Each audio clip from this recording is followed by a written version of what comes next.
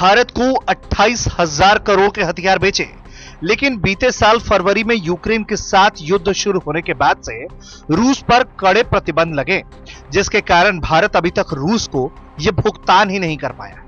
Ukraine के साथ जंग के कारण पश्चिमी देशों और अमेरिका की ओर से लगाए गए आर्थिक प्रतिबंध का सामना कर रहे रूस को भारत अपना बकाया राशि देने का विकल्प खोज रहा है। भारत अधिकांश सैन्य हथियार और हार्डवेयर रूस से खरीदता है। ऐसे में सरकार चिंतित है कि भुगतान में और देरी होने से महत्वपूर्ण कलपुर्जों और उपकरणों की डिलीवरी में दिक्कतों का सामना करना पड़ सकता है। भारत रूस के अनुबंधों के तहत लंबी दूरी की सतह से हवा में मार करने वाली S-400 रूस से निर्मित टूलिश क्लास के ship, multiple rocket launcher, rocket projectile, ये सब कुछ भारत खरीद रहा होता है। इसके अलावा कई और मिसाइलें और सेना के हथियार और उपकरण इसमें शामिल है। भारत रूस से कच्चा तेल और हथियार खरीदता है। समाचार एजेंसी रॉयटर्स के मुताबिक सूत्रों ने कहा है कि भारतीय रिफाइनरी कंपनियों ने अमेरिकी डॉलर के बजाय दुबई बेस्ड ट्रेडर्स के माध्यम से यूएई की मुद्रा दिरहम में भुगतान शुरू कर दिया है।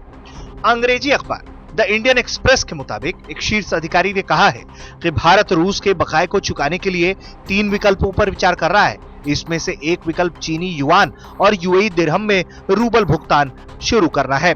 सूत्र कहते हैं कि इस मामले पर पिछले साल भी रूस के अलावा रक्षा और वित्त मंत्रालयों के अधिकारियों के बीच आंतरिक रूप से चर्चा हुई। इसमें यह फैसला हुआ कि बकाया भुगतान के विकल्पों पर भारतीय रिजर्व बैंक के साथ चर्चा होगी। अधिकारी कहते हैं कि भारत भले ही किसी तीसरे देश की विदेशी मुद्रा के माध्यम से भुगतान का विकल्प ढूंढ रहा है, लेकिन अधिकांश रक्षा सौदों की संवेदनशीलता प्रकृति के कारण भारत संशय में है।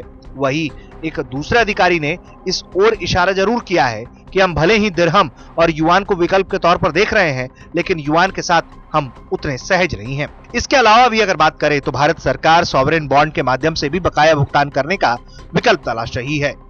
इस बात पर भी चर्चा हो रही है कि क्या रूस की बकाया राशि भारत के एक अलग खाते में ट्रांसफर की जा सकती है।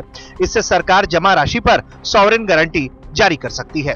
अधिकारी ने यह भी कहा है कि इसे हाइब्रिड विकल्प इसलिए कहा जा रहा है क्योंकि सॉवरेन बॉन्ड का इस्तेमाल आमतौर पर बकाया चुकाने के लिए नहीं किया जाता है।